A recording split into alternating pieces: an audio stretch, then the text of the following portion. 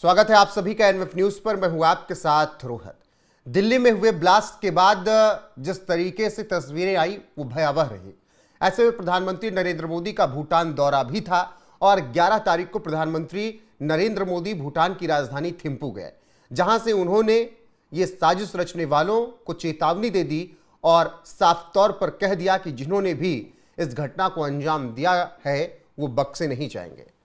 अब इसके बाद प्रधानमंत्री नरेंद्र मोदी जैसे ही भारत लौटे, वो सीधे प्लेन से उतरते ही एलएनजेपी हॉस्पिटल पहुंच गए, जहां पर उन्होंने घायलों का हालचाल जाना और उनसे बातचीत की। सरकार की तरफ से हर एक मदद देने का आश्वासन भी दिया।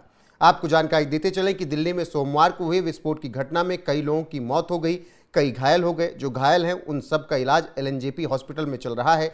ऐसे में भूटान से वापस आते ही प्रधानमंत्री नरेंद्र मोदी सीधे एलएनजेपी हॉस्पिटल पहुंचे, जहां उन्होंने घायलों से मुलाकात की और इसी बीच उन्होंने मीटिंग भी बुला ली। खबर है कि एनआईए से दिल्ली ब्लास्ट की जांच के लिए स्पेशल 10 अधिकारियों की टीम तैयार कर ली गई है और प्रधानमंत्री नरेंद्र मोदी को इस सब के बारे में ब्रीफ किया गया है, जिसमें आईजी, 2 डीआईजी और 3 एसपी होंगे, जो 10 स्पेशल लोगों की टीम बनाई गई है। बाकी डीएसपी स्तर के अधिकारी इस टीम में शामिल हैं। दिल्ली ब्लास्ट मामले को लेकर एनआईए के डीजी और आईबी चीफ की बैठक भी हुई।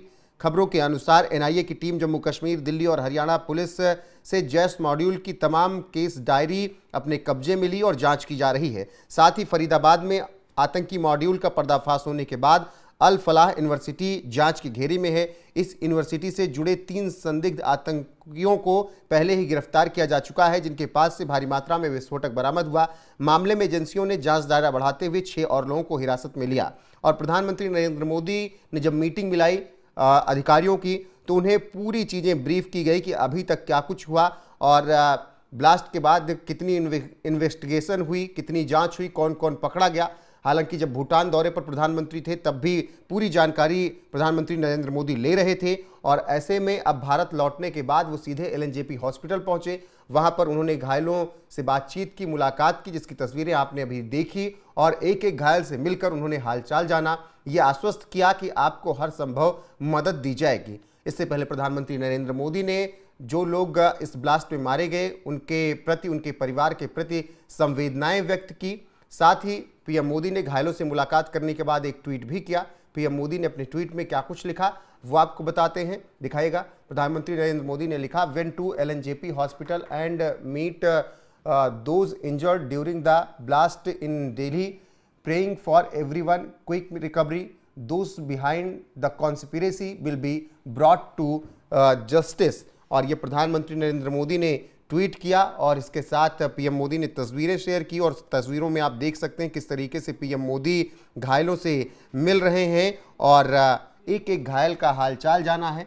सीधे प्रधानमंत्री नरेंद्र मोदी एलएनजेपी हॉस्पिटल पहुंचे। जैसे ही भारत वो उतरे, उसके बाद दिल्ली ब्लास्ट के घायलों से मिलने के लिए वो एलएनजेपी हॉस्पिटल पहुंचते हैं और यहाँ पर पीएम मोदी ने सभी घायलों से मुलाकात करने के बाद फिर मीटिंग बुलाई, समीक्षा की और मीटिंग में प्रधानमंत्री नरेंद्र मोदी ने हर एक जानकारी ली है, जो ये बताता है कि पीएम मोदी दिल्ली ब्लास्ट में शामिल किसी भी तरीके के व्यक्ति को छोड़ना नहीं चाहते हैं। जो आतंकी रहे होंगे, जिन्होंने साजिश रची होगी, उन सब के खिलाफ एक्शन लिया जाएगा। इंटेलिजेंस टीमें लगातार जांच कर रही हैं, वो चाहे मुजम्मिल हो, आदिल हो या फिर उमर जो मर चुका है उसके घर से गिरफ्तारियां हुई हैं।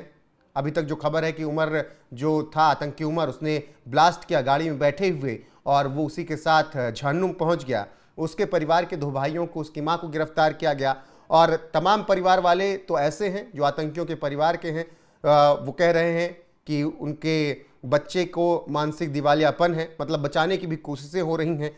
वहीं सुरक्षा इंतजामों की समीक्षा भी प्रधानमंत्री नरेंद्र मोदी ने की है और सीसीएस के बैठक के बाद प्रधानमंत्री नरेंद्र मोदी की अध्यक्षता में कैबिनेट की बैठक भी हुई। ये मीटिंग शाम को 5 बजे हुई और प्रधानमंत्री के आवास पर हुई ये मीटिंग। मंगलवार को गृहमंत्री अमित शाह ने सुरक्षा एजेंसियों के साथ समीक्षा बैठक की और दिल्ली धमाके की जांच एनआईए को सौंपी थी। पीएम मोदी ने भूटान से दिल्ली ब्लास्ट के मुद्दे पर कड़ा संदेश भी। पीएम मोदी ने कहा था कि दिल्ली में हुई घटना ने सभी के मन को व्यथित कर दिया है और अब जब पीएम मोदी भारत वापस लौटे हैं तो उन्होंने तुरंत घायलों का हालचाल भी जाना है। सुनिए पीएम मोदी ने भूटान के थिम्पू से क्या कुछ कहा था। बहुत भारी मन से आया हूं। कल शाम दिल्ली में हुई भयावह घटना ने सभी के मन को व्यथित कर दिया है। मैं पीड़ित परिवारों का दुख समझता हूं। आज पूरा देश उनके साथ खड़ा है। मैं कल रात भर इस घटना की जांच में जुटी सभी एजेंसियों के साथ, सभी महत्वपूर्ण लोगों के साथ संपर्क में था, विचार विमर्श चलता था, जानकारियों के तार जोड़े जा रहे थे। हमारी एजेंसियां इस षड्यंत्र की तह तक जाएगी।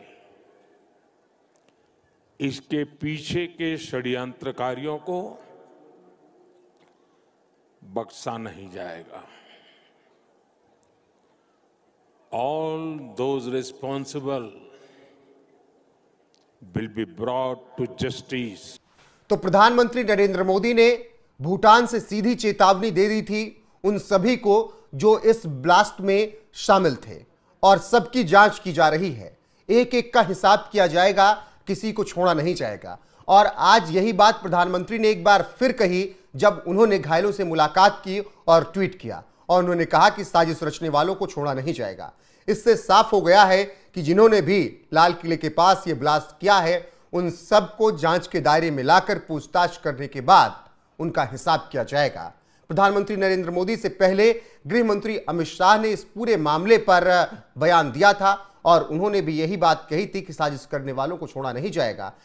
गृह मंत्री अमित शाह ने हमले के तुरंत बाद क्या कुछ बयान दिया था, उस बयान के साथ आपको छोड़े जाते हैं। बाकी बने रहिए हमारे साथ, जो भी अपडेट आएगी आप तक जरूर पहुंचाएंगे। नमस्कार। दिल्ली में आज लाल किले के पास करीब करीब शाम को 7 बजे हुंडई i20 कार में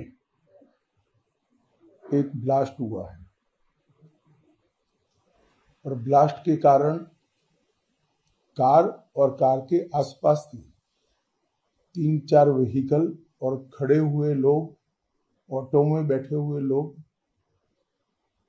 इंजर्ड भी हुए हैं और कुछ मृत्यु भी हुई है। अस्पताल के सूत्रों के अनुसार अब तक 8 लोगों की मृत्यु हो चुकी है। कुछ लोग इंजर्ड हैं, इनका इलाज यहां पर चल रहा है। हम सभी एंगल को खुला रखते हुए इसकी गहन जांच शुरू कर दी है। जैसे ही ब्लास्ट की सूचना मिली, Delhi police special cell, crime branch, NIA की टीम, एसपीजी की टीम, एफएसएल की टीम मौके पर पहुंच गई है और सभी प्रकार की जांच हम तेजी से कर रहे हैं। कुछ ही समय में मैं आशा करता हूं कि धमाके का कारण क्या है उसके निर्णय पर हमारी एजेंसियां पहुंच जाएगी, और एफएसएल की सीनियर मोस्ट टीम भी यहां पर पहुंची है। धमाके की सूचना आने के बाद तुरंत ही माननीय प्रधानमंत्री जी का मुझे फोन आया था। उसके बाद प्राथमिक इंफॉर्मेशन लेकर मैंने प्रधानमंत्री जी को भी ब्रीफ किया है। अभी यहां से मैं घटनास्थल पर जाने के लिए निकल रहा हूं, और कल एक बड़े सवेरे ही सीनियर लोगों की टीम के साथ गृह मंत्रालय में बैठक कर इसकी डिटेल जांच की जाएगी।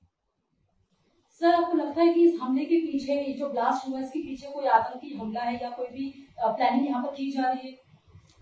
देखिए, हम सभी एंगल्स को ओपन रखकर सभी दृष्टि से जांच कर रहे हैं। घटना किस कारण से हुई ये अभी कहना बहुत मुश्किल है। जब तक विस्फोट के स्पॉट पर से जो स्पेसिमेंस मिलेंगे, इसका जब तक एफएसएल का एनालिसिस, एनएसजी का एनालिसिस नहीं होता, इसके बारे में कुछ भी कहना दिक्कत है। मगर हम किसी भी एंगल को बंद नहीं मानते हैं। सभी एंगल का हम दृढ़ता के साथ आगे जांच करेंगे।